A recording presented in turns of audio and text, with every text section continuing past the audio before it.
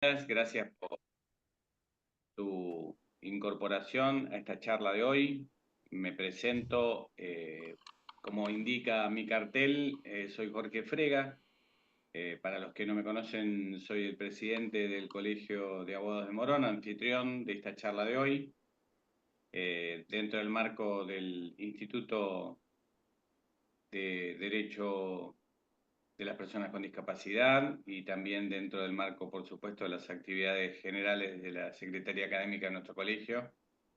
Hoy estamos presentando particularmente y muy honrados y agradecidos de la presencia de Enrique Suárez, ya un amigo de la casa, no solo para para la temática de los derechos de las personas con discapacidad, sino también para lo que tiene que ver en general con el derecho del consumidor. Por lo tanto, hoy estamos reunidos por una de sus temáticas y de sus especialidades, que como indica la invitación que les hemos hecho circular, trata justamente hoy del tema autismo y derechos. El doctor Enrique Luis Suárez, además de ser especialista en discapacidad y derechos de la UBA, es autor justamente del libro Autismo y Derechos en el Sistema Público de Salud de la Ciudad Autónoma de Buenos Aires, además de otros libros de su autoría y otras notas y publicaciones de su autoría. En este caso en particular, viene a presentarnos su libro y aprovechamos la oportunidad para que nos dé una charla sobre esta temática que, por supuesto, interesa muy particularmente en este área donde la ciencia ha avanzado mucho, que es el área del conocimiento del autismo, de las distintas fases, de las distintas maneras en que se presenta, cómo ha avanzado también en distintas formas de tratamiento, pero lo que más nos preocupa desde el área del derecho, cómo es su protección integral, no solamente desde el punto de vista económico-financiero, sino desde el punto de vista de la accesibilidad a los derechos, que es quizás la materia que siempre más complica en el ejercicio profesional al ver las barreras que existen, las dificultades que existen para llevar adelante el ejercicio de esos derechos. Nosotros como Colegio de Abogados tenemos una obligación que es primero capacitar, intentar hacer que nuestros colegas conozcan y accedan a toda la normativa que se va generando, que por principio de progresividad debería ser justamente más incluidora, más inclusiva, perdón, más generadora de nuevos derechos. A veces eso no ocurre, tenemos idas y vueltas, estamos en presencia de algún cambio que está motivando a través de un proyecto de decreto, está motivando la factibilidad de retroceder en algunos derechos, o por lo menos de quizás Enrique nos puede explicar con más detalle en qué alcances tiene, pero esto, digamos, en sentido genérico o general, lo que son los derechos para las personas con discapacidad. Lo cierto también es que además de esta capacitación que debemos hacer y que debemos extender a todos los colegas, veo colegas que tienen una amplia participación dentro del colegio, les agradezco su presencia, y otras personas que hoy se incorporan a escuchar esta charla. También es la importancia de la difusión.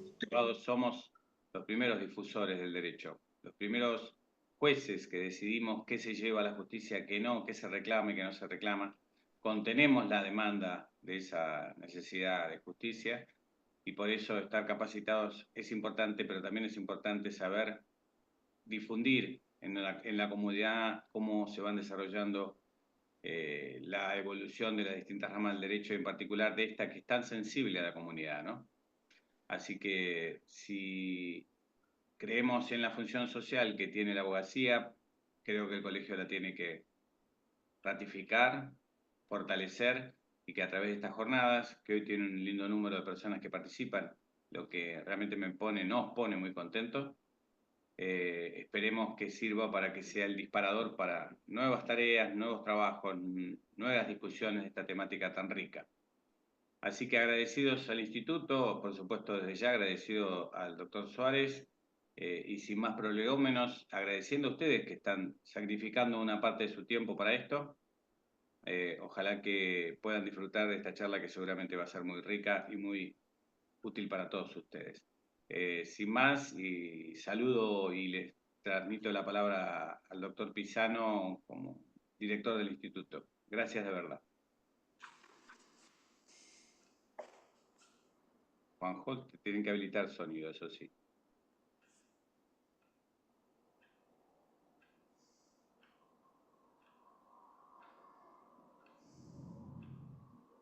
¿Le podés dar como administrador la Por habilitación de favor, sonido? ya Ahí tenés sí, para ahí sí, activar. Juanjo, date. Ahí está. Ahí se escucha, ¿no? Bien. Hola, ¿qué tal? Buenas tardes. Bueno, bienvenidos a todas y a todos a esta charla organizada por la Comisión de Discapacidad del Colegio de Abogados de Morón, eh, a quien agradecemos especialmente siempre el espacio que nos da para esta temática tan trascendente, por lo menos para nosotros, y creemos que para el resto de la sociedad, como es la discapacidad, eh, y especialmente en persona de quien acaba de hablarles, el doctor Jorge Frega, presidente de la institución. No solo agradecerle institucionalmente, sino en lo personal, porque sé de su gran compromiso por este tema desde hace muchos años, eso me consta. Y bueno, también agradecerle al doctor Jorge Rossi, quien ha colaborado en la organización de este evento. Eh, Agradecerle a los integrantes de la Comisión de Discapacidad, que siempre tienen una gran participación y colaboración. Y bueno, por supuesto a ustedes que están participando en esta charla. Precisamente este encuentro podríamos enmarcarlo en el ciclo de charlas organizado por nuestra comisión que hemos titulado Comprendiendo la discapacidad y que precisamente fue inaugurado el año pasado con esta temática, ¿no? De trastorno del espectro autista. Quisimos aprovechar un poco el doble significado de, del verbo comprender, ¿no? O sea, por un lado, entender, saber sobre discapacidad y por otro lado, abrazarla, ¿no? Incluirla eh, en nuestro ámbito. Y en este ciclo nos hemos propuesto acercar la temática de la discapacidad no solo para quienes no están familiarizados con ella, sino también para quienes creemos dominarla en su totalidad, pero sin embargo se nos escapan algunos aspectos, ya que, como digo siempre, es una disciplina esencialmente transversal, ¿sí? Abarca muchos aspectos de la vida del ser humano y por consiguiente del derecho, ¿no? Que es la materia central de nuestro estudio. Bueno, sin ir más lejos, la realidad de estos días, y un poco lo mencionó el doctor Frega, vemos la problemática que está significando el tema de la regulación de prepagas o la falta de entrega de medicamentos por parte del Estado o este proyecto de regulación del sistema único de prestaciones para personas con discapacidad o la situación generada con algunas pensiones por discapacidad, bueno, etc. Todo lo cual nos genera nuevos desafíos para quienes luchamos permanentemente por los derechos de las personas con discapacidad como colectivo vulnerable. Sin ir más lejos, un poco anticipándonos a esta situación, el año pasado estuvimos dando cursos o charlas sobre amparos en discapacidad que hoy son tan necesarios, lamentablemente.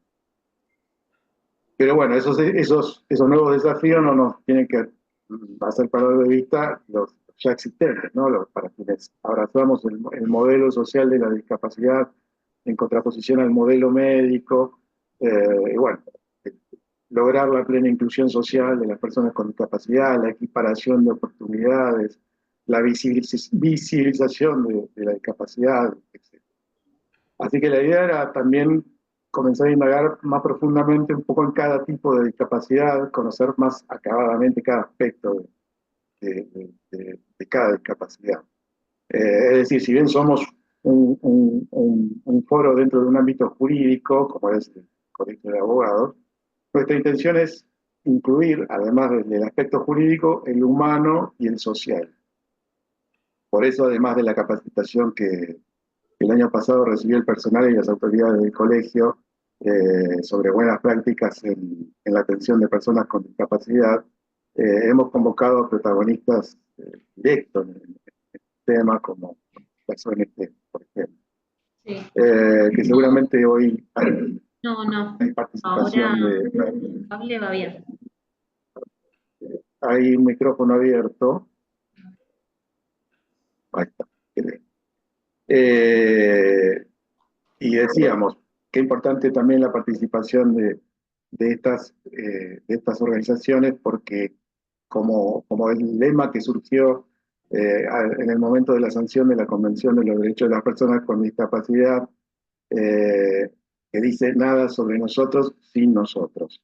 Qué mejor que la experiencia directa de estas personas. Pero bueno, en esta oportunidad eh, vamos a abordar la temática desde el punto de vista académico y para esto, como adelantó el doctor Frega, hemos convocado al doctor Enrique Luis Juárez, que nos viene a presentar su libro Autismo y Derechos en el Sistema de Salud de la Ciudad Autónoma de Buenos Aires. Haré una breve referencia del currículum del doctor Suárez. Es abogado de la Universidad de Buenos Aires, magíster en Doctrina Social de la Iglesia, de la Pontificia Universidad de Salamanca, Campus Madrid, España. Es especialista en discapacidad y derecho de la UBA. Es posgraduado en la diplomatura de la discapacidad como categoría social y política de la Facultad de Filosofía y Letras de la UBA, e Igualdad y No Discriminación, organizada por la Secretaría de Relaciones Internacionales de la Facultad de Derecho de la UBA. Es diplomado superior en Organizaciones de la Sociedad Civil y Gestión y Control de Políticas Públicas, FLACSO. Es docente de grado y posgrado en la UBA, en la USAL y Grupo Profesional. Integró el Comité de Redacción de la revista Discapacidad y Derechos.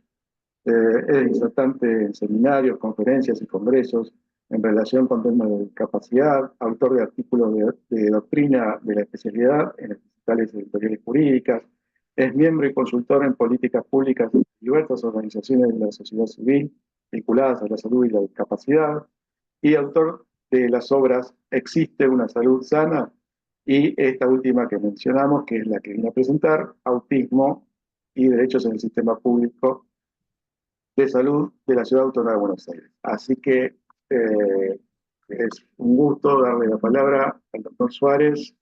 Bienvenido, doctor.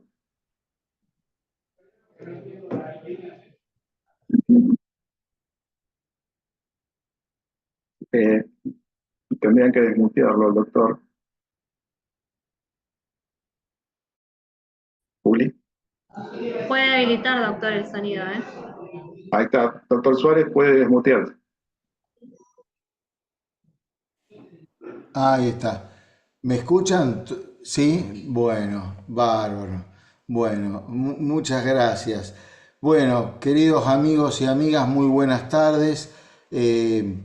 Primero que nada quería agradecer muy especialmente tanto al doctor Jorge Frega en su carácter de presidente de este colegio de abogados tan importante de la provincia de Buenos Aires, al doctor Juan José Pisano como titular de la Comisión de Discapacidad, a mi querido amigo Jorge Rossi, que también ha colaborado, como decía el doctor Pisano, en la gestión de este espacio, fundamentalmente por su generosidad y su interés en habilitar, como nos contaba recién el doctor, estos espacios de formación, divulgación, profundización de temáticas y fundamentalmente a todos ustedes por, como decía el doctor Frega en un momento, ceder parte de su tiempo, sobre todo en este tiempo tan inhóspito, tan frío, que decidan pasar un rato con nosotros, para mí es muy valioso, así que le agradezco a toda la audiencia que nos acompaña. Yo pensaba, sobre todo a partir de las alusiones que hacían a la situación general los doctores Frega y Pisano, que si bien hoy vamos a hablar de trastornos del espectro autista, en realidad muchas de las cosas que vamos a decir le caben a la discapacidad en general, a otros cuadros clínicos que se catalogan dentro de la discapacidad en general.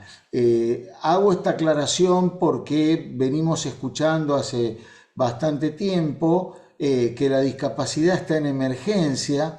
El miércoles va a haber una marcha de prestadores en Plaza de Mayo, si no me equivoco, en demanda de mejoras y de un funcionamiento más eficiente del pago, del mecanismo de pago, de las prestaciones del nomenclador. Todos los días nos encontramos con un fallo nuevo en cuanto consultamos cualquier portal, digamos, en cuanto a la resolución provisoria o definitiva de algún cercenamiento de un derecho que tutele los intereses de las personas con discapacidad. Sin ir más lejos, hoy a la mañana estaba viendo un fallo que salió publicado hoy de un adulto mayor contra PAMI por el reconocimiento a su derecho a una internación domiciliaria permanente. Carece de familia, no tiene los medios suficientes para sufragar la prestación y además le corresponde por derecho, atento a las normas legales imperantes. Pero también me encontraba en un diario de amplia tirada con una nota muy interesante sobre esta famosa pregunta que solemos hacernos en este ámbito, ¿no? ¿Quién cuida al cuidador? Me pareció un análisis muy bueno sobre la incidencia en la salud de los grupos familiares uno de cuyos integrantes, a veces más de uno, tienen discapacidad, y esto provoca una situación de estrés, de afrontar problemas permanentemente, que perjudica, afecta la salud de los integrantes del grupo familiar. La verdad, una muy buena descripción de todos los síntomas que van tomando, entre comillas, la salud de estos integrantes del grupo familiar. Con esto lo que quiero decir es que, digamos, el tema está sujeto a permanentes novedades sin distinción de discapacidad, de tipologías de discapacidad. A eso me refería, ¿no es cierto? Tanto el doctor Frega como el doctor Pisano hicieron mención a temas que son de suma actualidad. Por un lado tenemos la cuestión de los aumentos de las prepagas autorizado por el DNU 70. Por otro lado está circulando un presunto borrador, si bien está rotulado bajo el sistema GDE, o sea que tiene nomenclatura oficial de tramitación en un expediente administrativo público y fidedigno, así que como proyecto, así que hay que darle credibilidad. De allí a que se firme, obviamente hay un trecho, pero digamos que el proyecto está porque reúne todas las formas pertinentes desde lo administrativo, desde el procedimiento administrativo, para revestir visos de seriedad y de legalidad en cuanto a su tramitación, que bueno, subdividiría el nomenclador, digamos, en 4 segmentos, lo cual afectaría, digamos, el maltrecho funcionamiento que tiene el sistema de pagos, del mecanismo de integración y del sistema de pago de las prestaciones que están a cargo del Estado. Y bueno, sería una piedra más en el camino, porque ya el nomenclador desde hace muchos años viene adoleciendo de fallas sistémicas y que esto afecta por igual, digamos, a las familias que entre sus integrantes tengan un miembro de tal o cual discapacidad. Así que vamos a hablar de autismo, pero no perdamos de vista que estamos hablando también de cualquier persona con discapacidad en cuanto a estos temas comunes que la realidad, no solo actual, sino, como digo, esta discapacidad en emergencia viene desde hace mucho, porque son fallas sistémicas en el funcionamiento que, al no subsanarse o al no instrumentarse políticas públicas para su subsanamiento, han ido creciendo en su dimensión y en el perjuicio que ocasionan a la población en general y al colectivo de personas con discapacidad en particular. ¿Qué es el autismo? ¿Qué significa que una persona esté dentro del trastorno del espectro autista? El TEA es una condición de la persona que dura toda la vida, es una condición crónica y que altera la capacidad de una persona para comunicarse y para relacionarse con otros. Todos somos diversos y aquí estamos ante un tema de neurodiversidad, o sea, la diversidad desde la neurobiología. Esto significa que las diferencias del cerebro son solo eso, diferencias, por lo que las condiciones como el autismo no son anormales según los cánones y prejuicios y tipologías y clasificaciones sociales. Simplemente son variaciones en el funcionamiento del cerebro humano que llevan a la persona a desenvolverse en el mundo de un modo diferente. Los niños dentro del trastorno del espectro autista, que luego son personas adolescentes y luego personas adultas, perciben, piensan y aprenden de un modo diferente. Y la idea de neurodiversidad debería tener en el seno social beneficios reales, y la concepción que se tiene de la diferencia no debería ser de rechazo o estar impregnada de negatividad en su apreciación social, sino todo lo contrario. Tendría que ser visto como un aporte a la riqueza del conjunto de bienes sociales, al bienestar general, al bien común, a través de puntos de vista distintos, porque lo que yo veo no lo ve el otro, y a su vez el otro ve lo que no ve el anterior, el cercano a mí y yo. O sea, entre todos vamos tejiendo una red de enriquecimiento de conocimientos y aportes al bienestar social. En vez de verlo así, como todos sabemos, se lo ve como una deficiencia con un signo claramente negativo. Cuando de lo que estamos hablando es de variaciones en el cerebro humano que llevan a la persona simplemente a desenvolverse en el mundo de modo diferente, porque perciben los estímulos que reciben y los procesan neuronalmente de modo distinto. Ayuda mucho a los padres y a las propias personas en la condición del espectro autista comprender esto. Deben entender que sus diferencias constituyen desafíos en lugar de deficiencias. Los primeros que tienen que estar convencidos de esto son las personas con autismo y sus familias.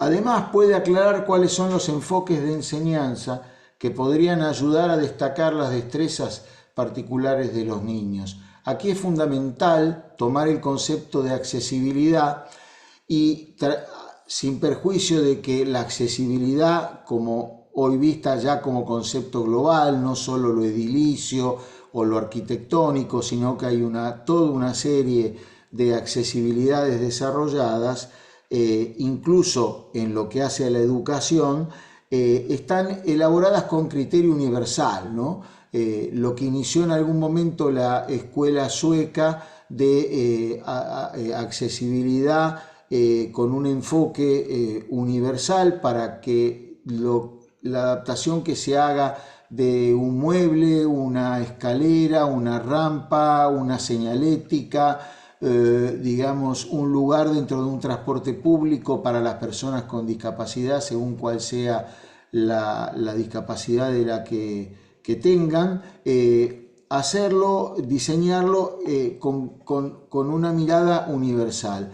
Esto, traducido a la educación, es fundamental para el desarrollo de la persona con autismo porque le permite aprender con distinto ritmo, quizás por supuesto, o con maneras diversas, recibir todo el caudal educativo que tiene que ir recibiendo a lo largo de su íter educacional, con el apoyo, ¿no es cierto?, que sea necesario. Puede ser un apoyo cognitivo a través de una maestría integrador, un apoyo conductual ante una comorbilidad con un síndrome oposicionista desafiante, o quizás una maestra integradora especializada en casos de dislexia, que es un trastorno que puede ir asociado en muchos casos con el autismo. Entonces, este entramado de enfoques que ven a la diversidad con signo positivo, como estamos exponiendo, tienen un sesgo, digamos, creativo, enriquecedor para la persona y para todo el conjunto social. El doctor Pisano lo decía en un momento: el estigma, la discriminación y la postergación que aún genera el modelo médico debe llevar como contrapartida a la promoción de la inclusión en las escuelas, en los lugares de trabajo y en el desarrollo en general del ámbito social. Se debe ofrecerle a las personas con autismo el apoyo necesario para que puedan participar plenamente como miembros de la comunidad, superar la diferencia o diversidad para el desarrollo de la condición del espectro autista, que provoca un sesgo negativo por su diferente manera de pensar y aprender o de percibir estímulos en el ámbito de la interacción social. Por ello, no tenemos que olvidar, y en esto que acabo de decir, tienen un claro ejemplo de lo que yo decía al principio, porque todo esto que yo he hablado del sesgo negativo afecta a otras discapacidades en igual medida que el autismo. Aquí tienen un ejemplo de lo que yo enfaticé al principio de la charla.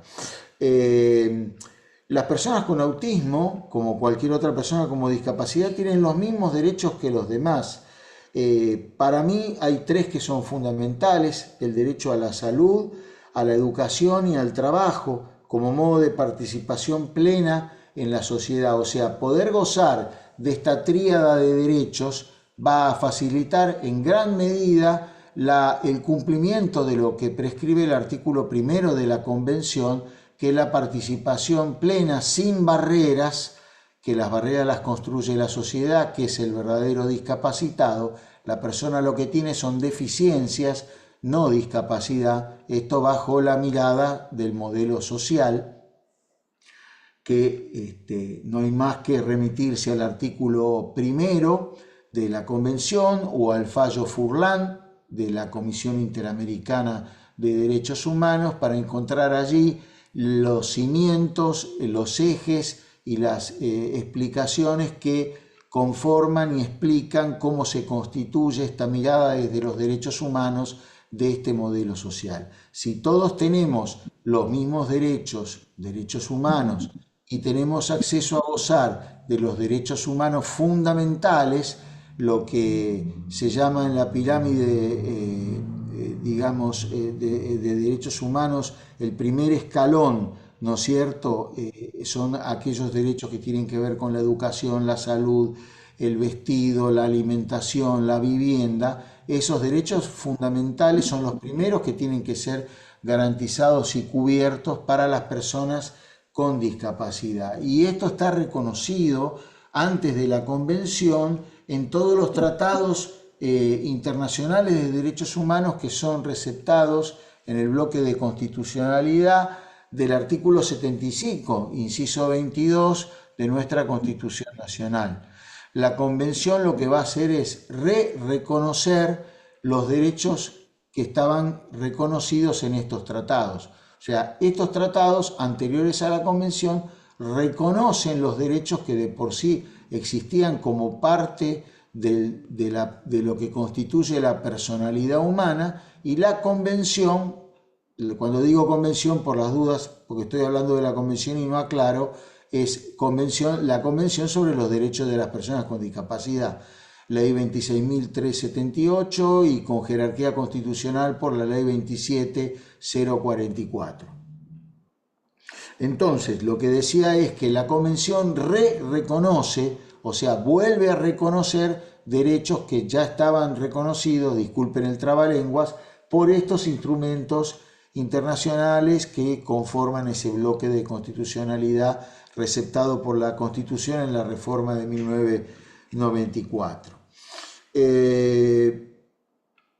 El trastorno o condición autista es una característica inherente a una persona, como venimos diciendo, perturba o altera el funcionamiento normal de la mente o la conducta del desarrollo, que impacta esencialmente en tres áreas: la comunicación, la socialización y la conducta. Esto es importante que nos detengamos porque nos va a ayudar a comprender mejor qué es el autismo.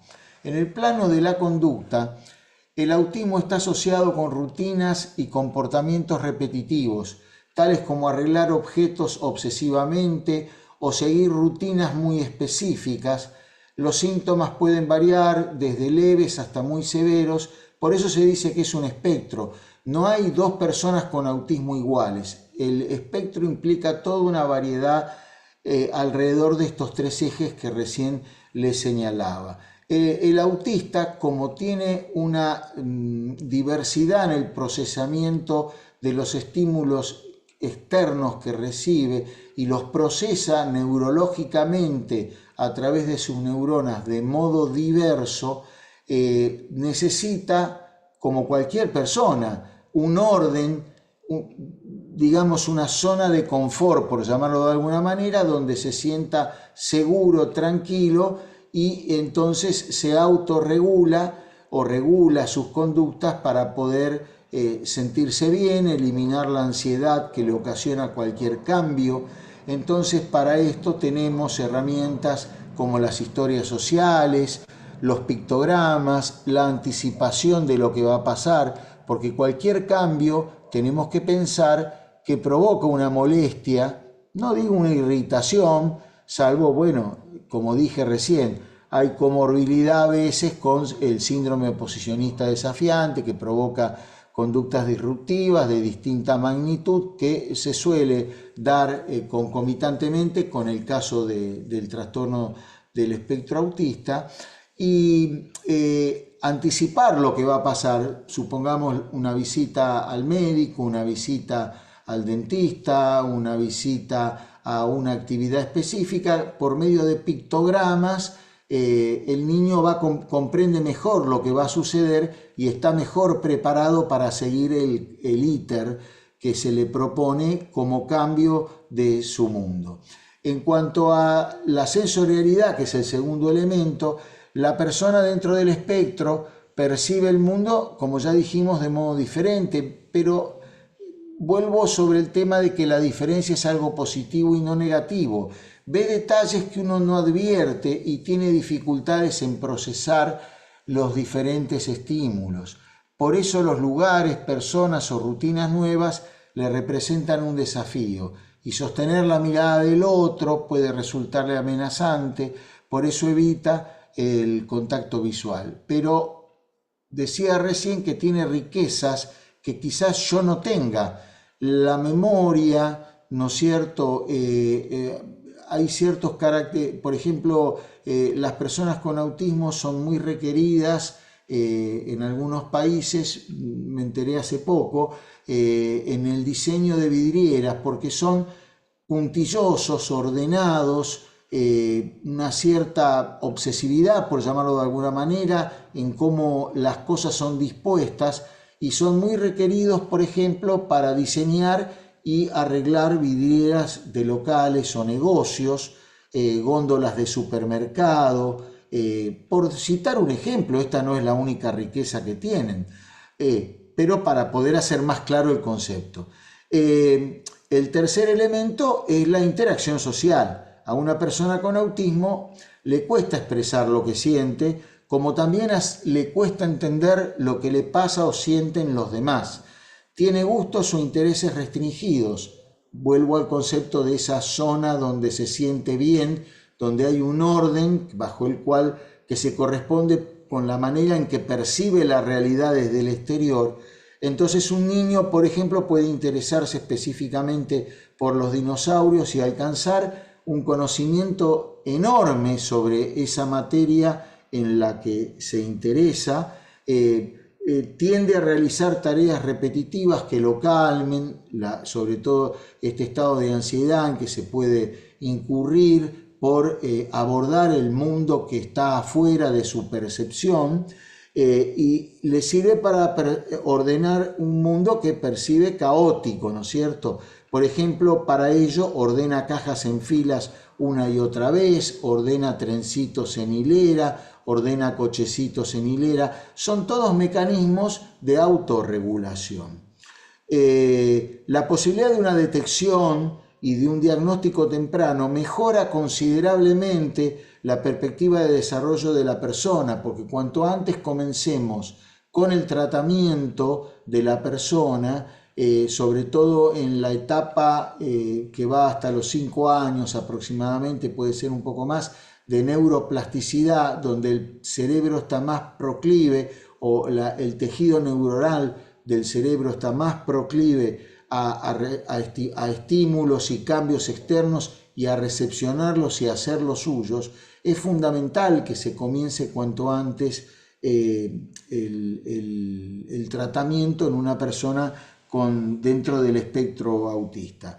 Les dije hace un ratito que hablar de autismo implica entrar en el campo de la neurobiología. La neurobiología es el estudio de las células del sistema nervioso y la organización de estas en vías, circuitos, redes, microsistemas y sistemas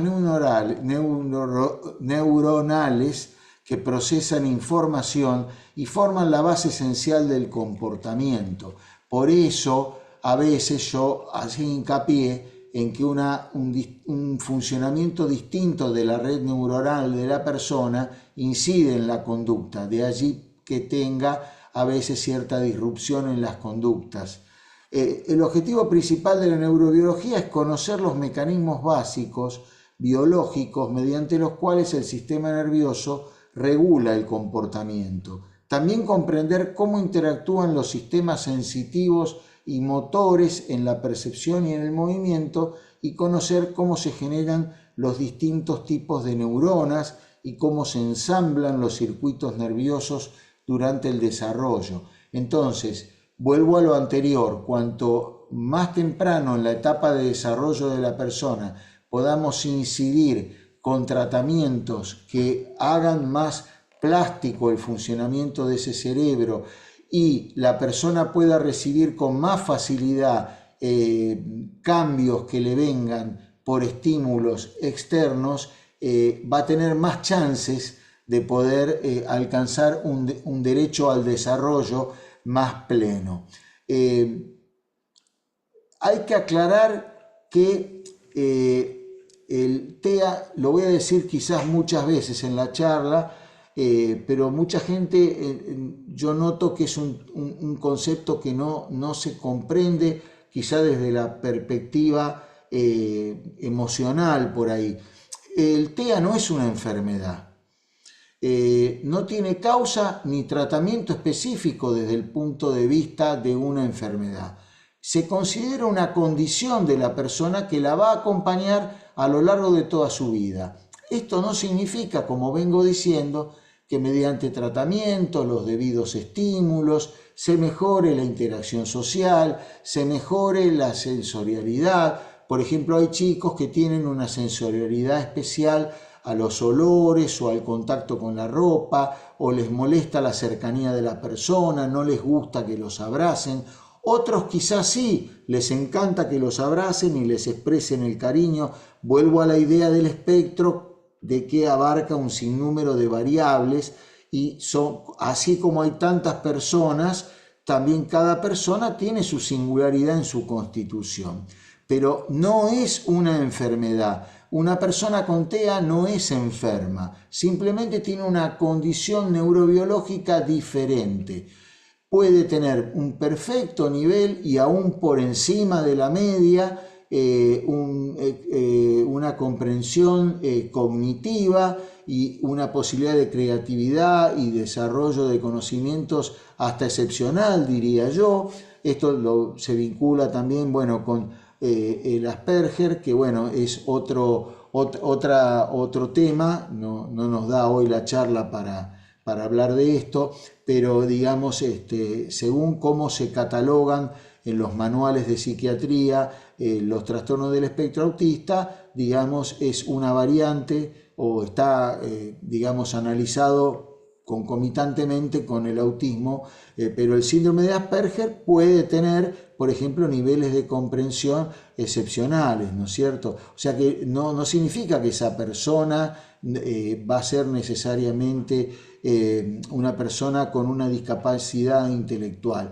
Yo creo que este tema de que el TEA se considera una enfermedad viene por el lado de que, claro, la convención tenía que hacer una clasificación de discapacidades, entonces, claro, las últimas que pone en el artículo primero son la intelectual, la mental, ¿no es cierto? Y entonces, claro, como generalmente el autismo se lo ha asociado con la discapacidad intelectual, se cree que esa persona tiene un nivel más bajo de comprensión, que tiene todas las características de un nivel de menor desarrollo,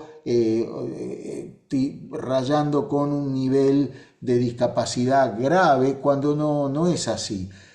Hace poco leía en un paper clínico que en realidad esto no quita, así como hablé de comorbilidades, se calcula en la actualidad que alrededor de un 15, un 20% de personas con trastorno del espectro autista podrían al mismo tiempo tener una discapacidad intelectual leve o media, pero bueno, es un porcentaje dentro del autismo, nada más, ¿sí? Y además no deja de ser una discapacidad.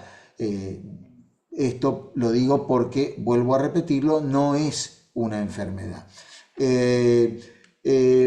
Aquí también, hablando de esto, quiero recalcar el enorme rol que tiene la sociedad en erradicar estos prejuicios que ha impuesto el modelo médico, de los que nos hablaba el doctor Pisano recién. Es fundamental que cambiemos la mirada y que veamos a las personas con discapacidad como personas. Parece tonto que lo diga, pero las personas con discapacidad son personas. Entonces, ¿quién soy yo para decir que soy superior o mejor a otra persona, independientemente de su condición? Nada, no soy nadie. Yo soy yo con mis defectos, mis virtudes, y la otra persona es lo que es con sus defectos y sus virtudes. Los dos somos personas y jurídicamente tenemos derecho a las mismas cosas reconocidas por el orden jurídico, y tenemos los dos la posibilidad de contribuir a ese bienestar general, a ese bien común al que hace mención el preámbulo de nuestra Constitución Nacional. Ahí hay un desafío cultural enorme. Otra cosa también que quiero resaltar es el tema de la prevalencia. Fíjense ustedes que es una de las discapacidades cuya prevalencia va creciendo cada vez con más rapidez. O sea, si bien nos manejamos todavía y lamentablemente con estadísticas de Estados Unidos, porque no tenemos sistemas estadísticos propios, la prevalencia era hasta hace poco, hasta hace unos años, de 1 cada 59 niños en edad escolar. Y ahora ya está alcanzando 1 cada 36. Entonces, si esto lo extrapolamos a la población de nuestro país, aproximadamente unos 44 millones de personas, estaríamos rondando los 800.000, 900.000 personas con autismo, más las familias que se ven implicadas en esta realidad. O sea que esto, por un lado, tiene que servir para que el Estado se dé cuenta de que no es un problema menor y que urgente tiene que ponerse a diseñar las diversas políticas públicas para atender esta problemática. Lo mismo va para los gobiernos provinciales y municipales, para la sociedad, para que tomen plena conciencia de esto que yo hablaba recién, de los prejuicios, y también el sector privado, de que no se limite solamente a programas de responsabilidad social empresaria, habilitando alguna beca, algún primer empleo cada tanto por una cuestión de marketing, sino, no quiero generalizar, pero bueno, en general lo que sucede es eso. Entonces, que pueda ser, digamos, un socio activo del Estado en diseñar de acuerdo a sus necesidades también, obviamente, hacer programas o colaboraciones conjuntas con el Estado.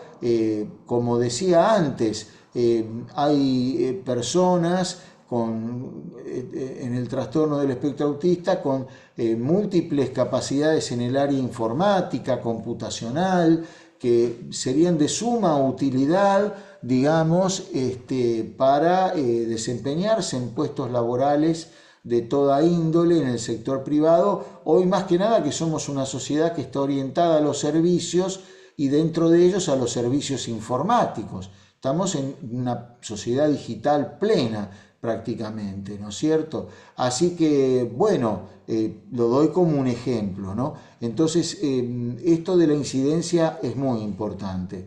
Después tenemos el tema de los criterios, también querría detenerme en el camino al diagnóstico, ¿no es cierto? O al tratamiento, mejor dicho. ¿Cuáles son los criterios diagnósticos del autismo? Bueno, primero, hasta más o menos principios de este siglo, un poquito más si se quiere, el término madre que involucraba todas estas situaciones. No olvidemos que la medicina, como toda ciencia, avanza, progresa, hace descubrimientos. Entonces, en ese momento o hasta ese momento teníamos lo que se denomina trastorno generalizado del desarrollo, que era una nomenclatura en la que se englobaba al TEA como una situación más y se lo conglobaba como una perturbación grave y generalizada de varias áreas del desarrollo, que son, por brevedad, las que hemos mencionado antes. Pero también había otra clase de enfermedades, como dije antes, el Asperger, el síndrome de Rett, había otra serie de de discapacidades que estaban conglobadas en este famoso TGD. Quizás alguno haya visto algún CUD donde el diagnóstico estaba dado según el DSM-4, que el DSM-4 trabajaba sobre la base del TGD. Y el famoso TGD-NE, que era el trastorno general de desarrollo no especificado. Cuando los profesionales veían que no encajaba exactamente dentro de lo que el manual de psiquiatría estadounidense, el DSM es eso, en su cuarta versión de 1994, englobaba como TGD, lo ponían como, le agregaban NE no especificado, que era toda situación que no se podía determinar, pero que tenía los elementos básicos, digamos, de un trastorno que impedía el desarrollo pleno de la persona. Entonces, con posterioridad, ¿no es cierto? Porque no voy a repetir, o sea, los ejes eran más o menos los que hemos visto: intereses restringidos y repetitivos, dificultades en el desarrollo de la relación social, en el desarrollo de la comunicación y el lenguaje. Entonces el DSM-4 se caracterizaba por lo que se conoce como la tríada de Wien, que fue la primera clasificación que se hizo del trastorno del espectro autista, que se catalogaba para poder clasificar a una persona bajo el DSM-4 como que estaba dentro del TGD y por lo tanto en la mayoría de los casos estaba dentro del TEA: deficiencias en la reciprocidad social, deficiencias en el lenguaje o en la comunicación y deficiencias en el repertorio de intereses y actividades que se consideraba restringido y repetitivo.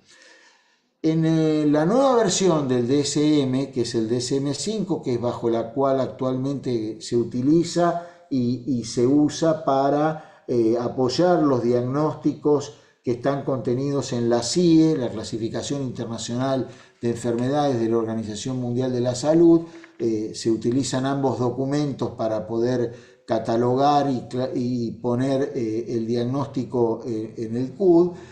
Quedaron solamente, o sea, se reagruparon en dos rubros: deficiencias en la comunicación social.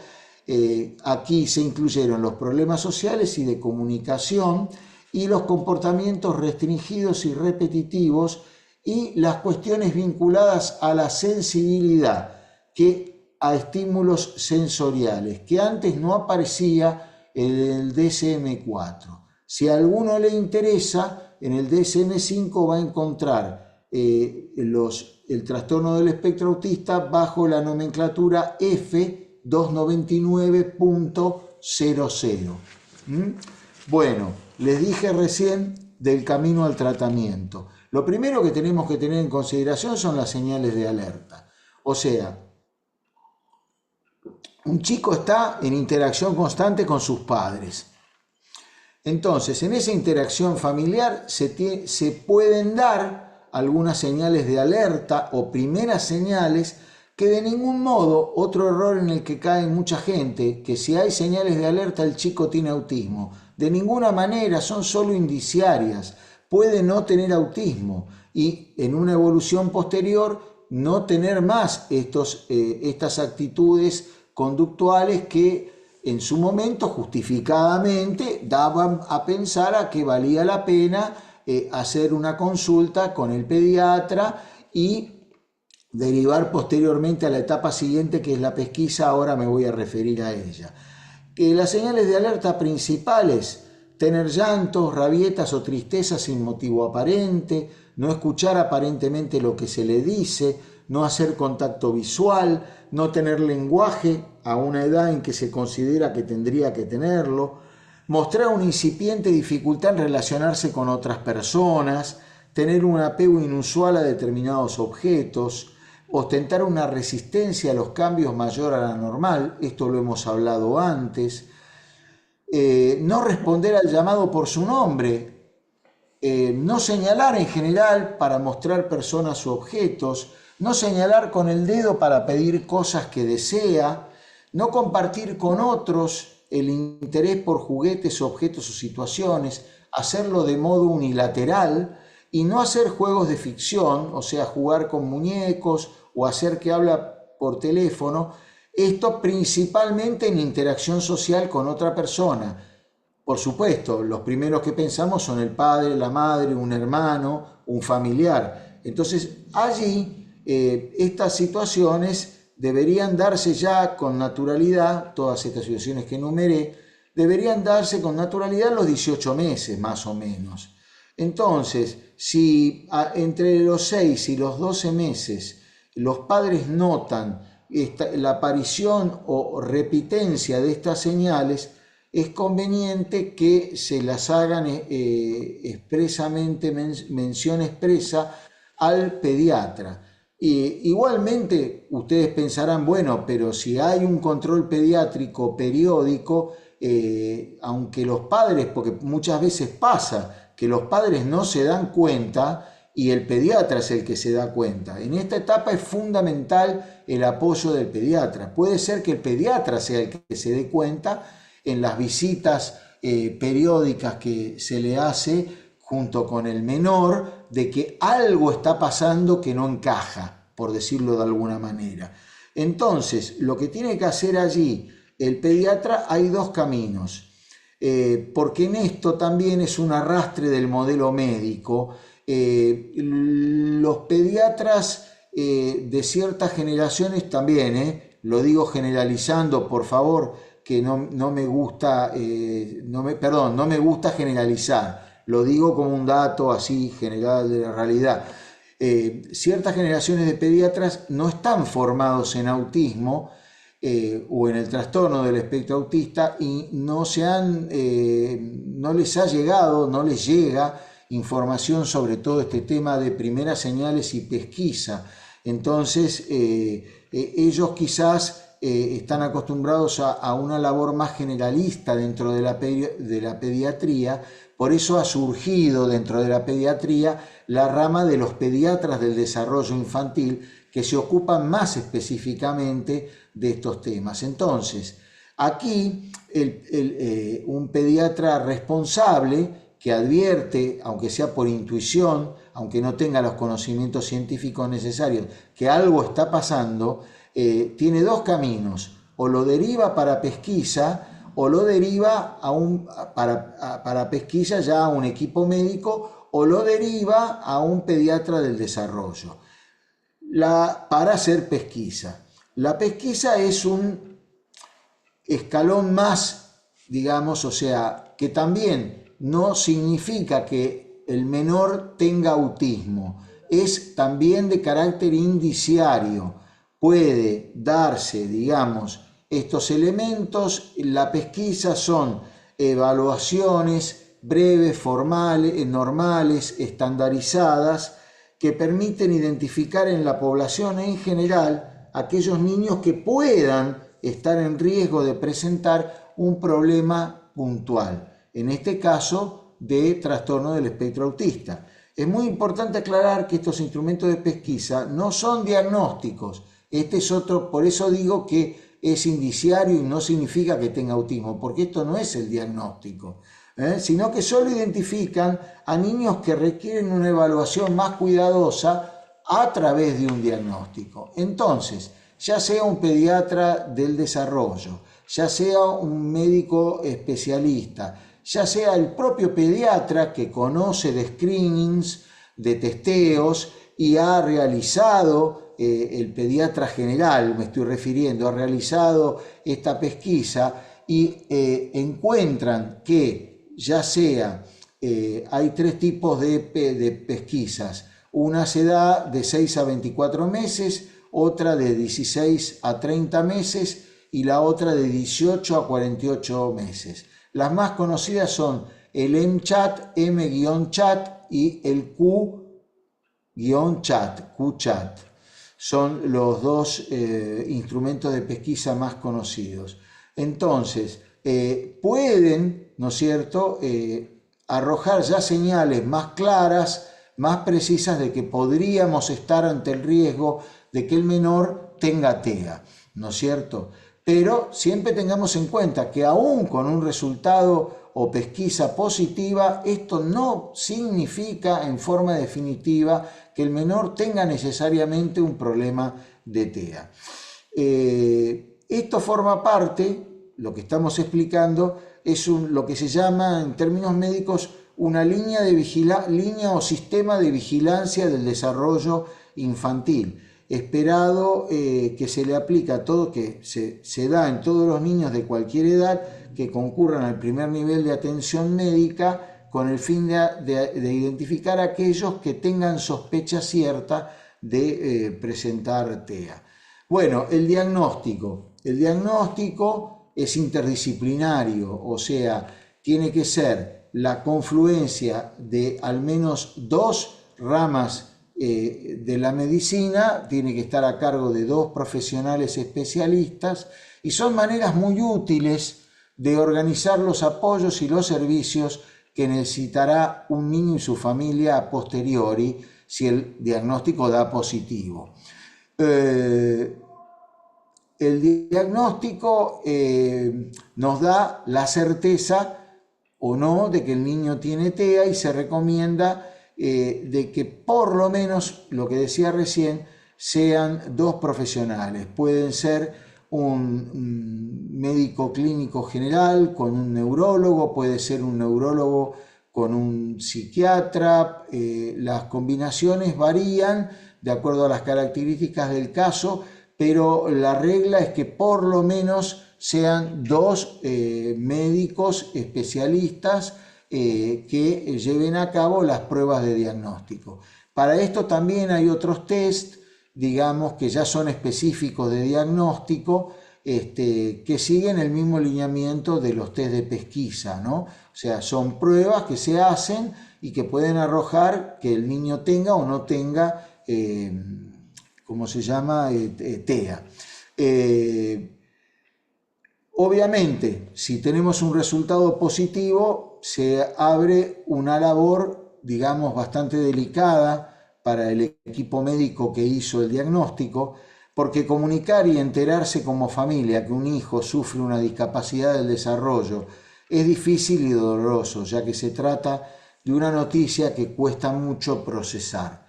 Naturalmente, la familia, padres, parientes cercanos, sienten una profunda tristeza ante un cuadro que se les dice que va a ser crónico, siguiendo al propio tiempo el lógico dolor, las dudas sobre el futuro, la posibilidad de si podrá avanzar en el crecimiento y el desarrollo de sus capacidades, qué podrá hacer en su vida, entre tantos otros temas. Se recomienda, en este caso, que primero, con los consentimientos necesarios por parte de la familia, el equipo que ha hecho el diagnóstico pueda compartir la información de la evaluación directamente con otros servicios. El caso típico, si el niño ya está escolarizado, puede estar escolarizado a nivel inicial, por ejemplo, puede estar cursando primero o segundo grado en nivel primario, se hace una visita, se concerta una visita a la escuela de un miembro del equipo interdisciplinario que diagnosticó para dialogar con las autoridades del establecimiento. Después se le debe ofrecer a la familia toda la información sobre servicios y recursos disponibles para poder enfrentar la situación a la que se ven expuestos. O sea, esto implica profesionales profesionales terapéuticos tienen que integrar el equipo que va a llevar adelante ese tratamiento del menor, deben asesorar a la familia en la gestión del certificado único de discapacidad, dedicar el tiempo necesario para escuchar a los padres y si corresponde al niño joven según la edad, para discutir inquietudes y acordar cualquier acción a seguir. Esto también implica explicarles que tienen que hacer un duelo, que el duelo tiene etapas, que no se hace de un día para el otro, que tienen en algún momento del duelo que trabajar la aceptación. En fin, es muy complejo dar un diagnóstico de este tipo, como cualquier otro, por supuesto, pero digamos, todas estas cosas son responsabilidades profesionales fundamentales que no se pueden descuidar. Un aspecto también que es muy importante es poner en vinculación así como se les da información de profesionales y qué especialidades deberían atender al menos prioritariamente, porque el tratamiento es dinámico a medida que el menor va creciendo y se transforma en adolescente, o sea, a lo largo del tiempo va requiriendo distintos servicios. Quizás deje de necesitar determinadas especialidades terapéuticas en determinados momentos y necesite otras. En algunos momentos habrá que enfatizar actividades lúdicas y en otro momento habrá que enfatizar habilidades sociales. En otros momentos habrá que concentrar el esfuerzo en desarrollar el aspecto cognitivo para que no se quede en el campo escolar, digamos, y pueda implementar perfectamente el plan en un marco de educación inclusiva, digamos, puede implementar lo que se llama el plan de aprendizaje individualizado, ¿no? Los famosos PPI, con su maestra de apoyo, y entonces, bueno, ahí hay momentos donde hay que poner más la energía en esos profesionales, ¿no es cierto? Pero lo cierto es, decía, que a la par de la información que el equipo diagnosticador le dé a los padres, también es conveniente que lo vincule con organizaciones no gubernamentales específicas de la discapacidad, en este caso del autismo, que las hay y muchas, para la contención, el suministro de datos, los grupos de padres. Hoy en día hay muchos grupos de hermanos, de padres, de abuelos, de familiares que se reúnen periódicamente a compartir experiencias, entender que lo que me pasa a mí le pasa a otra gente también, que no soy la única persona en el mundo que pasa por esto, sin minimizar nada, pero me va a ayudar mucho contar mi historia y escuchar la historia de los demás, compartir experiencias. Hoy en día hay bancos de datos sobre profesionales, porque también uno no se va a ir a la otra punta de la ciudad a buscar un profesional, aunque le digan que es muy bueno, porque no le van a dar los tiempos, hay que ir al colegio, hay que cumplir otras obligaciones, hay que trabajar, entonces no se puede, a veces las terapias, digamos, están limitadas en un radio geográfico cercano o tienen que estar o tratar de estar en un radio cercano al domicilio de la familia para que puedan ser sostenibles durante el año. Lo mismo el establecimiento educativo, aprovecho para agregar. Muchos padres se embarcan en escuelas porque, claro, a veces la realidad es muy dura. Digamos, yo tengo muchísimas experiencias en esto, donde ante los sucesivos rechazos en la matrícula, muchos padres han llegado a ir a un colegio en provincia viviendo en capital o un colegio en capital viviendo en provincia sin tomar en cuenta el esfuerzo que les demanda, y esto lleva inevitablemente en algún momento al colapso, ¿no? Lo que yo comentaba recién de la nota que vi hoy a la mañana, ¿quién cuida al cuidador? Están muy expuestos al estrés y a colapsar en la salud personal de los cuidadores, ¿no? Los primeros cuidadores son los padres de la persona con discapacidad. Bueno, el tratamiento, hemos arribado, ¿no es cierto? Luego del diagnóstico, arribamos al tratamiento. Como dice Alexia Ratazzi, el tratamiento es un traje a medida. Aquí es responsabilidad, primero, de los que encabezan el equipo, porque aquí, como todos ustedes saben, el tratamiento tiene que estar a cargo de un equipo multidisciplinario. Quienes encabezan este equipo son quienes han diagnosticado. Entonces, ahí va a haber un médico o dos médicos, según cómo se dé la situación.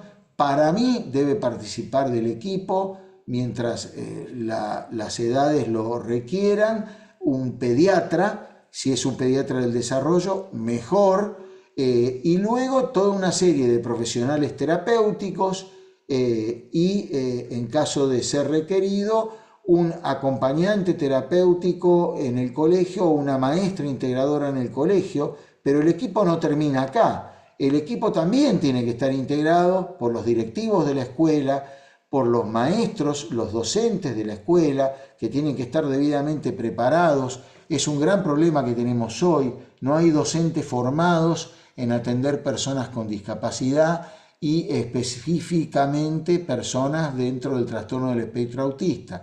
Muchas veces nos encontramos en reuniones con directivos que tampoco conocen mucho de la temática. Entonces, desde el sector de las ONG, pero esto debiera ser un programa de política pública desde el Estado de generar, los hay, pero no en la medida suficiente, programas de concientización, formación, conocimiento, porque un directivo, por más buena voluntad que tenga, si no entiende lo que le está pasando a mi hijo, no me va a poder ayudar. O una docente, por más buena predisposición que tenga, que a veces, que Dios me perdone, pero no las hay, pero teniendo buena predisposición, digamos, no me va a poder ayudar, porque no va a poder hacer un tándem con la maestra de apoyo en el aula. Eso es fundamental, que trabaje en equipo la docente a cargo del curso con la maestra de apoyo es fundamental, y que vaya viendo un seguimiento, monitoreo de cómo camina el PPI del menor y la adecuación a los tiempos para que pueda aprender los mismos conceptos que sus compañeros. Vuelvo al concepto de diseño universal de aprendizaje.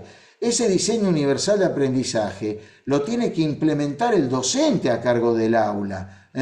Hay muchos talleres sobre esto actualmente, hay mucha gente que está trabajando esto y recorre el país y da cursos en diversas escuelas de todo el país, para difundir este diseño universal de aprendizaje, que le da herramientas al docente para que sin perjuicio de la labor que realiza el docente de apoyo, pueda programar, digamos, la currícula de la materia, de lo que tiene que enseñar, de lo que quiere enseñar, en ritmos, unidades, tiempos, que todos puedan llegar al mismo lugar, que es el que planifica ese docente para su materia, para su saber que quiere transmitirle a los alumnos, tengan o no tengan discapacidad, ¿sí?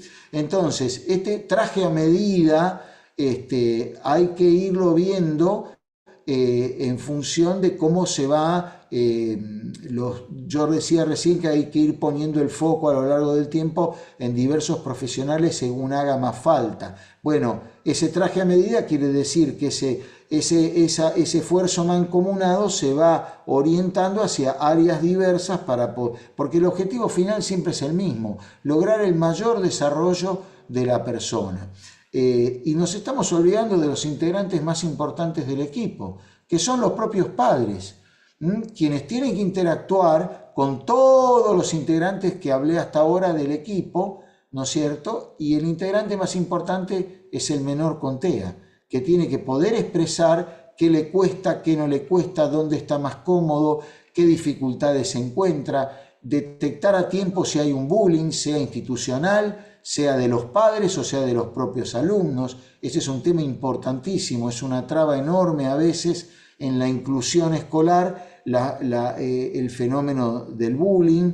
Esto es para tenerlo en cuenta, merece un trabajo pormenorizado, ¿no es cierto? Y luego, bueno, para cerrar esta primera parte, la familia tiene que ser cuidada, la familia tiene que estar al tanto de todo, la familia tiene que reunirse periódicamente con el equipo o con diversas partes del equipo para ir viendo cómo caminan las cosas.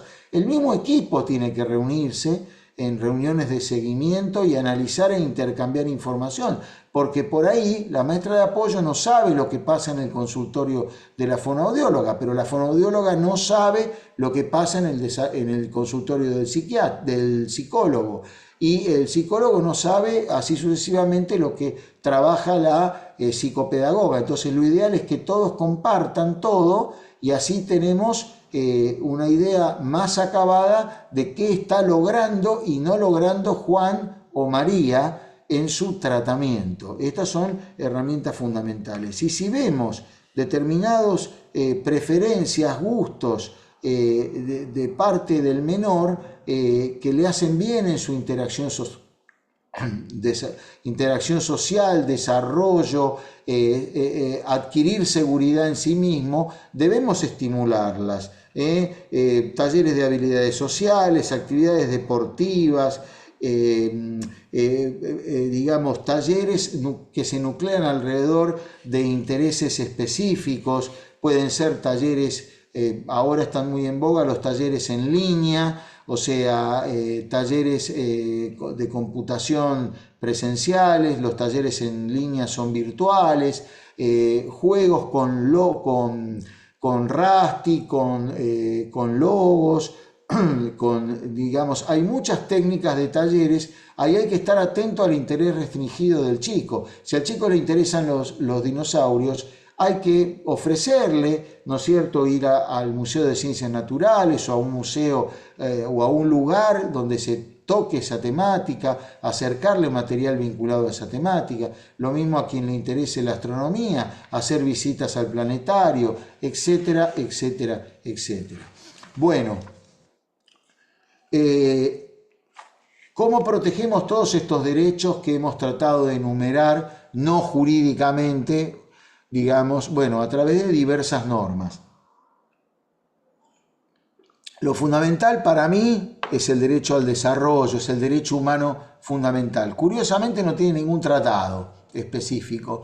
Tenemos dos declaraciones de la Asamblea General de Naciones Unidas, una es del año 68, otra es del año 86, y la actual Agenda 2030, que si la miramos con detenimiento, de los 17 Objetivos de Desarrollo Sostenible, ODS, La mayoría están fuera del alcance de las personas con discapacidad porque son un colectivo castigado, dejado de lado, discriminado, con menor capacidad económica. No olvidemos que muchas veces un miembro del grupo familiar tiene que dejar el trabajo para poder dedicarse a todo lo que implica cuidar, llevar, traer, todo lo que hace a la burocracia, los trámites, lo que decimos nosotros en la jerga, las carpetas en la obra social y las prepagas, los trámites para sacar turnos en los hospitales públicos.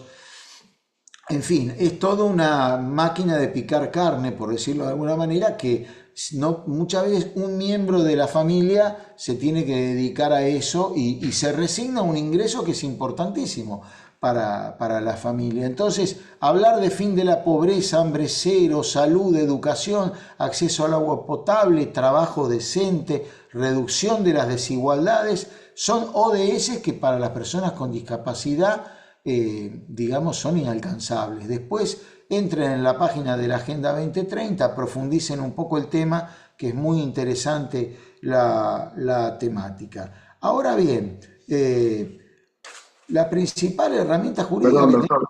Sí, estamos de tiempo más o menos, ¿no? Estamos bastante complicados por el horario del Zoom, más que nada. Si me parece, se puede ir redondeando, así Sí. damos la 5 posibilidad minutos. de 2 o 3 preguntas. 5 minutos, dale, 5 minutos y redondeo. Bueno, las normas las conocemos la mayoría, digo, ¿no? Las normas que tutelan estos derechos, que lamentablemente adelanto, son normas que lamentablemente no se cumplen.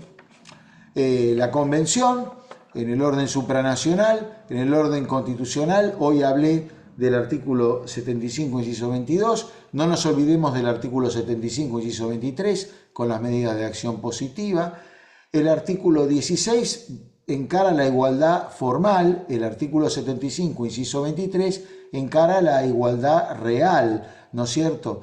Me estoy olvidando de la ley 25280 que integra nuestro orden jurídico interno la Convención Interamericana contra toda forma de discriminación contra las personas con discapacidad, una herramienta valiosísima que protege a las personas con discapacidad de la discriminación y establece para los estados parte que son signatarios de la convención la obligación de desarrollar políticas públicas que propendan a este desarrollo que merecen todas las personas con discapacidad en general y las personas con TEA en particular.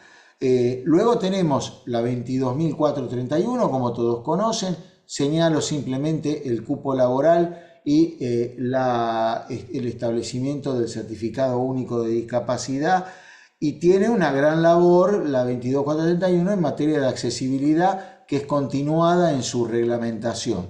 La 24.901 que rige, y la 22.431 también lo preveía en su momento, establecen un sistema único e integral de atención de las personas con discapacidad y que incluyen, esto es fundamental, a las personas que no tienen obras sociales ni prepagas, o sea que deben ser atendidas por el Estado, o sea que el Estado tiene la obligación de atenderlas, a las personas con obra social y a las personas con prepagas, a brindarles todas las prestaciones que detalla la ley que se consideran prima facie necesarias para el desarrollo de este tratamiento del cual hablábamos. La tutela jurídica específica de las personas con TEA a nivel nacional, como todos saben, es la ley 27043. Es una ley muy importante, obviamente. Yo simplemente voy a destacar por el tema del tiempo que establece que es de interés nacional, con lo cual hace obligatorio al Estado tener que sentarse a pensar políticas públicas, porque que sea de interés nacional una actividad significa que es parte preponderante de ese bienestar general que establece como, digamos, finalidad para vivir en común, en comunidad, la sociedad que se encuentra regida por nuestra Constitución nacional. Y esto se replica después en las constituciones provinciales. Ahora van a ver por qué. El abordaje tiene que ser integral, interdisciplinario, o sea, son estas ideas que decía recién: integral, toda la persona, todos los aspectos de la persona; interdisciplinario, o sea, que todos los profesionales que sean necesarios, que en general están contemplados en la 24.901, pero por las dudas esto lo reafirma la 27.043. El aspecto estadístico, yo siempre aquí establece la obligación de conformar un sistema estadístico, fortalecer los procedimientos de pesquisa, detección temprana, diagnóstico de los trastornos del espectro autista, formar el recurso humano que tiene que ver con esto, o sea, que sea una materia obligatoria en medicina, o a quienes, digamos, les interese crear especialidades, que ya las hay, ¿no? Pero digo, hacer accesible o fomentar el interés por cursar especialidades médicas de posgrado en materia de autismo. Tenemos que enriquecer el recurso humano que va a atender esto, formándolo. Hay que aprovechar que tenemos un Consejo Federal de Salud, una Agencia Nacional de Discapacidad y una Superintendencia de Servicios de Salud, para, junto con las organizaciones de la sociedad civil, pergeñar todas estas políticas públicas que, como decía hoy el doctor Pisano, mucha gente se olvida, pero tienen que ser transversales. Esto implica un esfuerzo mancomunado de todos los departamentos de Estado, y cualquier disposición, ¿no es cierto?, que emane de cualquier ministerio sobre cualquier política, tiene que haber un análisis previo de cómo va a impactar en el colectivo de las personas con discapacidad y de las personas con trastorno del espectro autista, si va a impactar a favor, de modo neutro, o de forma disvaliosa. Luego, muchas cosas que yo les dije hoy están previstas en la resolución 2641 del 2019, es lo que conocemos como el consenso sobre las modalidades de diagnóstico y tratamiento de personas con trastorno del espectro autista. O sea, todo ese mecanismo que yo les describí al principio está todo detallado en esta norma, que se reunieron sociedades científicas, los principales especialistas en el tema, y se pergeñó este manual de buenas prácticas, digamos, que es fundamental. Hay que tenerlo en la mesita de luz cualquier profesional vinculado al autismo, y cualquier familia con un miembro que esté dentro del espectro autista tiene que tener ese consenso a mano. Esto requiere campañas de empoderamiento, de fortalecimiento de conocimiento de los derechos de los padres y de las personas con discapacidad, valga la redundancia, ¿no es cierto? Porque esto lo podemos saber nosotros como especialistas que nos hemos dedicado a estudiar permanentemente estos temas, pero bueno, ¿no? Esto hay que tener en cuenta que la gente es la que lo tiene que saber, no solo nosotros. Bueno, y finalmente la reglamentación de la 27.043, que debo confesar que a mí en su momento me desilusionó. Lo más importante es que define el trastorno del espectro autista, ya estaba definido, no, la verdad que no agrega mucho, y define el abordaje integral y disciplinario, que también, tanto en doctrina jurídica como desde el lado médico, eran conceptos que ya estaban trabajados, pero bueno, es la reglamentación que salió y en cualquier momento se la puede modificar, ampliar, etc. Un aspecto importante es que la salud y la discapacidad, digamos, son materias no delegadas a la nación por la provincia. O sea, se le reconoce a la nación en materia de educación, salud y discapacidad la rectoría del sistema, y por eso hay leyes nacionales sobre cada tema. Pero fíjense que en todas las leyes se la invita a la Ciudad Autónoma de Buenos Aires y a las provincias a adherir a la misma. Entonces, porque por el 121 de la Constitución son materias que no han sido delegadas por las provincias en principio. ¿Cómo ha sido esa adhesión de la 23.043 en las provincias? Porque se hizo una invitación. Rápidamente, muchas provincias, por suerte, han adherido a la 27.043. En algunos casos, no solamente adhirieron, sino que agregaron en el texto de la ley alguna previsión especial en beneficio de las personas con TEA. Por ejemplo, la ley 15.035 de la provincia de Buenos Aires, que adhiere a la 27043, prevé en su artículo 4 que los profesionales y los establecimientos deben estar lo más razonablemente posible cercanos al domicilio de la persona. Esto implica armar una red, ¿no? Ya que hoy hablamos de neurobiología, una red, digamos, de establecimientos y de profesionales que trate que dentro de la lógica estén lo más cerca posible o se distribuyan por zonas y descentralizar de la mayor manera, de modo de que esa cercanía geográfica que hoy hablaba yo en algún momento sea posible. Después tenemos otro grupo de provincias que fundamentalmente son 3, que tenían ya antes de la 27043 normas propias de protección de personas dentro de trastornos generales de desarrollo.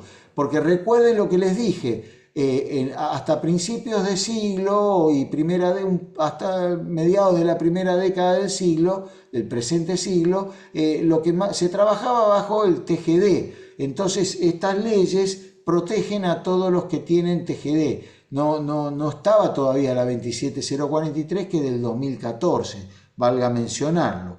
Entonces, la provincia de Buenos Aires tiene una ley, la 14191, la provincia de Santa Fe tiene otra ley propia, 13328, que con anterioridad a la 24073 protegen, y de una manera les voy a decir bastante detallada, ¿no es cierto?, a las personas con TEA para lo que era la concepción de esa época.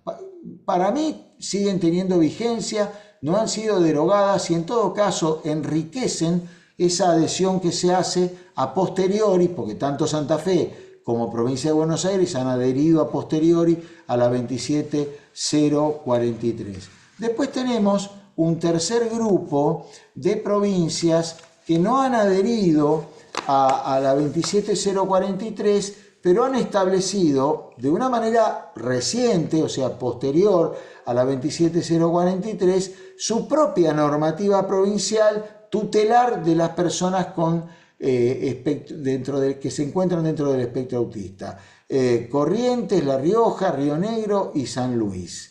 Yo tuve ocasión de investigar en particular el sistema de la provincia de Río Negro. Tengo un artículo escrito en IJ Editores sobre esto. Es un muy buen sistema de tutela. Lo que se tiene es que cumplir. Tiene que haber fondos, organización, logística y formación de recursos humanos para que se cumpla. Pero la letra de la ley es impecable. Es uno de los mejores sistemas de protección que he visto vigentes en territorio nacional. Así que es la ley 5.124 de Río Negro.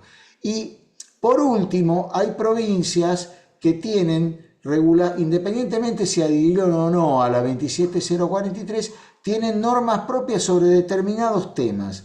Una es el caso de Mendoza, la ley 8859, que establece el contenido obligatorio que tiene que tener el protocolo de prevención y detección temprana de trastornos del espectro autista. O sea, eso es el ENCHAT y el QCHAT que yo les hablé en algún momento, que son cuestionarios de pesquisa, están establecidos obligatoriamente en la ley y los pediatras deben aplicarlos a lo largo del tratamiento de los menores y deben interiorizarse en su contenido. Esto lo dispone la propia ley. Me parece un avance fantástico, lástima que solamente lo ha hecho Mendoza.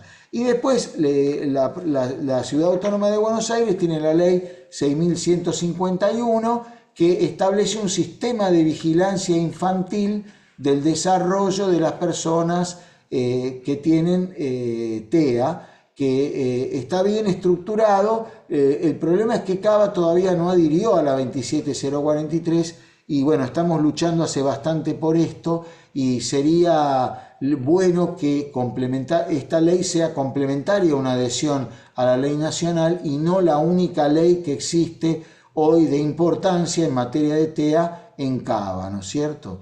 Y por último, y con esto termino en serio, la principal política pública que tenemos que pensar, porque mi libro dice buscando una mirada federal, o sea, hay que ver que lo que en los grandes ejidos urbanos es más fácil de llegar, aún los hospitales públicos, en provincias que estamos trabajando a nivel de departamentos o municipios y las extensiones por allí son mayores, se hace más difícil para las familias llegar a las etapas de primeros síntomas, señales de alerta, pesquisa y diagnóstico, y ni hablar de tratamientos. Entonces, en general lo que hay que tratar de hacer es fortalecer los centros de atención del primer nivel de atención en la salud, los famosos CAPS, como se denominan en el interior. Entonces, que allí haya no solamente médicos pediatras o médicos generalistas, sino que se vaya formando una serie de especialistas que puedan acompañar un tratamiento, como puede ser fonoaudiólogos, psicólogos, terapistas ocupacionales, etc. Después, los hospitales, obviamente, yo lo omití por cuestiones de tiempo, pero en Capital hay toda una red, digamos, de trabajo en los hospitales públicos, por la cual hay determinados hospitales, que son varios, que están especializados en diagnóstico, y después hay una red de profesionales de distintas ramas terapéuticas que se encargan del tratamiento dentro del sistema público. Por supuesto que, bueno, a lo mejor tenés el psicólogo en el hospital tal, el fonoaudiólogo en el hospital tal. Esa es la debilidad que tiene este sistema. No hemos logrado todavía que haya una concentración de profesionales en un mismo hospital para que esa familia no tenga que trasladarse de un hospital a otro recorriendo la ciudad. Imaginen lo que es esto a nivel de provincias. O sea, a lo mejor el hospital más cercano les queda no sé a cuántos kilómetros. Entonces, tenemos que, digamos, hacer que haya un CAP, un centro de atención de primer nivel de atención de la salud, digamos, que sea lo suficientemente fuerte, por lo menos para hacer un estudio de primeras señales y de pesquisa fuerte, y que luego, en caso de que se lo considere, se derive la consulta al hospital más cercano para que allí haya a su vez especialistas en diagnóstico de TEA, y con el diagnóstico confirmado, que todo ese equipo que está en el CAP pueda después seguir el tratamiento en la zona más cercana al domicilio de la persona, ¿no? El gran problema que hay, y esto se da también en obras sociales y prepagas, es que como no hay una política de erradicación de profesionales, de estímulo a la erradicación de profesionales, por diversos motivos, los profesionales escasean. Entonces no les extraña encontrar que en una lista de espera para una fonoaudióloga en una localidad determinada haya 2 años de espera, ¿no? Entonces, claro, ¿qué hacemos durante esos 2 años? Porque esa profesional es la única fonoaudióloga de la localidad y solamente tiene un lugar dentro de 2 años. ¿Y yo qué hago con mi hijo esos 2 años en ese campo? Mi hijo va a retroceder. ¿Quién le devuelve el tiempo perdido? Entonces, ojo, son interrogantes graves que requieren una intervención municipal, provincial y nacional, cada uno en su ámbito, para poder paliar estos problemas. Así que, como verán, el TEA es un desafío, tanto para quien lo tiene y sus padres y su entorno familiar, como para nosotros que, como decía el doctor Frega, tenemos una responsabilidad social frente a estos temas y tenemos que pensar digamos, junto en una manera, digamos, interseccional, digamos, con otras ramas del conocimiento, cómo podemos diseñar programas, planificaciones, políticas públicas y obtener los fondos, porque hoy obtener los fondos son palabras mayores, ¿no es cierto? Entonces, bueno, ¿cómo solucionamos estos problemas, no? Así que bueno, ha sido un gusto para mí, no faltará oportunidad de seguir profundizando estos temas en el futuro y bueno, no sé, quedo a disposición, Juan José. Sí, doctor, tenemos muy poquito tiempo Sí, sí, está por el bien. tiempo del Perdón, Zoom. perdón. No, por favor, si le parece, hacemos dos preguntitas que dejaron en el chat y cerramos. Eh, Perfecto. si podemos hacer las respuestas breves también. Por ejemplo, Cristian Serey pregunta, cuando por ejemplo se indica, sea por el personal educativo u otro agente, que un niño tiene una patología y se necesita saber cuál es o identificárselo a los padres, pero estos no quieren ayudar a su hijo, o sean tutores. ¿Qué herramienta jurídica tengo para obligarlos a ayudarle o de alguna manera identifiquen que su hijo, hija, necesita ayuda y ser tratado? Sí, es un problema que se da a menudo. Básicamente los padres se niegan, es duro, ¿no? O sea, también hay que ponerse en la piel de los padres. Es duro aceptar que puede estar pasando algo, pero por el otro lado, los padres tienen que recapacitar en algún momento, o sea, o darse cuenta en algún momento de que no lo están protegiendo, lo están perjudicando a su hijo. Legalmente, o sea, yo creo que, digamos, lo que habría que tratar es de tener, obviamente, reuniones de los directivos transmitiéndole la tranquilidad a los padres de que no, de ninguna manera se lo va a dejar fuera de la matrícula al chico, porque muchos padres también tienen yo lo he visto en muchos grupos o casos concretos, que los padres se asustan y piensan digamos que se van a quedar fuera de la escuela, o sea, habiéndolos tranquilizados en este aspecto, me parece que es un acto de responsabilidad de los directivos del establecimiento, tranquilizar las aguas, por decirlo de algún modo. Hay que reunirse con los padres. Ahí el gabinete psicopedagógico de la institución también tiene que participar de las reuniones, porque no lo mencioné, pero ellos también en cierto modo son parte del equipo, en los tratamientos me refiero, pero bueno, tienen que realizar algunas reuniones para a ver si los padres van cayendo en la cuenta que esto es simplemente que, bueno, el chico puede llegar a tener una cierta disfunción y esto hace que, bueno, que el chico requiera esa atención, que la necesita y que nadie, o sea, no está en riesgo ni la matrícula ni la escolaridad del niño. Esto digo para erradicar prejuicios que puedan tener los padres. En casos extremos se da intervención a la supervisión del distrito y bueno, los padres obviamente jurídicamente no van a hacer nada, porque si están cerrados en su posición, yo creo que ahí hay que darle intervención a la supervisión del distrito que corresponda y ellos se conectarán con la institución sobre discapacidad de la jurisdicción y se verá de hacer alguna intervención judicial por la vía del defensor, el asesor de menores o etcétera, ¿no? Porque también se le está haciendo un gran daño al chico si no se le brinda ese tratamiento. Así que son casos extremos, sí, pero que se dan con más frecuencia de la que uno cree. Así que yo creo que lo primero es tranquilizar, lo segundo es tratar de concientizar y explicarles, y si después de 2 reuniones o 3 persisten en la misma postura, ir al distrito o pedir una reunión el director de la escuela con el supervisor de distrito, y ahí sí el supervisor evaluará de dirigirse a la autoridad del ministerio correspondiente y bueno, se me ocurre en este momento una intervención, por ejemplo, con el asesor de menores, ¿no? Que tendría competencia para entender en el desarrollo humano del menor que está en juego, ¿no?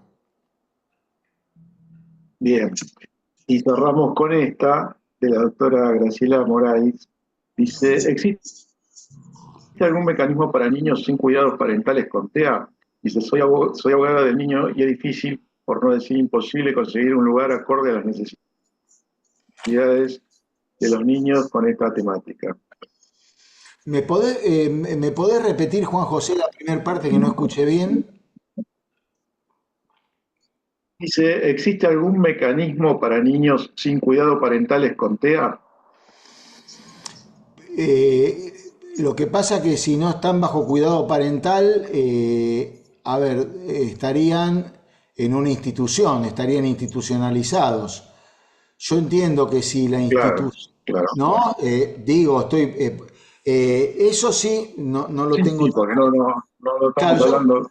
Sí, no, está bien, pero está perfecta la pregunta y la agradezco porque estas son las cosas que motivan la reflexión de todos. Yo creo que es ahí lo que es mucho más directo el camino, porque no hay padres a quien convencer, porque estaba pensando en la pregunta anterior. Yo creo que ahí las autoridades, digamos, de la institución donde está, digamos, internalizado el menor, tienen que dirigirse según la jurisdicción, yo iría primero al Departamento de Estado. En capital sería Copidis, en provincia sería Coprodis, si no me equivoco, y porque quizás haya programas de atención para chicos internalizados en la jurisdicción de estas instituciones, ¿no? Y si no, hay que procurar o sea, ahí va a haber que articular con habrá que gestionar las autorizaciones pertinentes y gestionar un tratamiento en el hospital público de la zona que tenga profesionales, digamos, para hacer la pesquisa, el diagnóstico y el tratamiento, ¿no?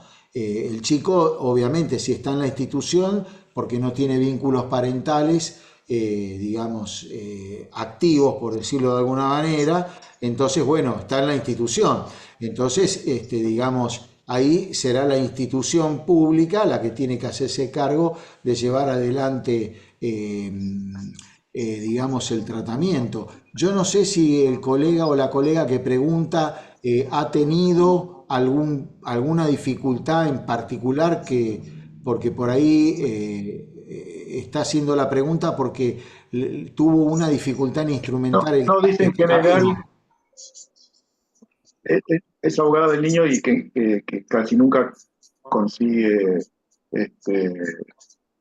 consigue por esa vía. ¿Puedo hablar? ¿Estoy Ahí está hablando, habilitada? a ver. Dale, ¿Estoy dale. habilitada? Sí, se Hola, escucha. Graciela. Sí, Hola, ¿cómo estás? No, me tocó un caso de un niño que tiene TEA, está diagnosticado. Bueno, su mamá no puede ejercer los cuidados parentales debido a que está enferma. El papá también está detenido. Ahora estamos buscando un lugar para que pueda estar, porque está prácticamente solo. Entonces, bueno, se hicieron todas las denuncias, se mandaron oficios a los distintos lugares, como ser al servicio local, al servicio zonal, después también a provincia, a nación, y bueno, es dificultoso encontrar un lugar acorde a las necesidades que tiene el nene, porque ha estado en una institución y bueno, prácticamente no lo aceptan por esta problemática que tiene, ¿no? O sea, no tenemos un lugar específico para este tipo de tratamiento que necesita el niño, ¿sí? Entonces, claro. Sí, no, está bien, está clarísimo, Graciela. Muchísimas gracias por tu aclaración. No, muy buena la pregunta. Son pinceladas de realidad que forman parte del panorama que vivimos todos los días. Yo lo que pienso ahí, claro, sí, te va a costar encontrar una institución porque le van a escapar al bulto, por decirlo así burdamente, pero ahí hay una responsabilidad del Estado. Yo creo que ante esa circunstancia tiene que, a nivel de residencia, hay que articular dos necesidades. Por un lado, la necesidad de residencia, digamos, porque un centro, estoy pensando, un hospital de día no sirve porque no es residencia completa.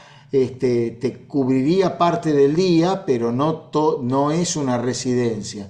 Entonces, por un lado, satisfacer esa necesidad. Yo decía en un momento, digamos que la pirámide, el primer escalón de la pirámide estaba la habitación como un derecho humano fundamental. Entonces, esto tiene que ir de la mano con una intervención, ya sea de, no sé, de la institución, no sé si esto es de provincia o de Cava, digamos, de una institución, de la institución competente del lugar en materia de discapacidad, que articule con salud o directamente ir al Ministerio de Salud para lograr, digamos, articular, digamos, la atención del menor con TEA y poder darle, o sea, por lo menos ya tenés el diagnóstico.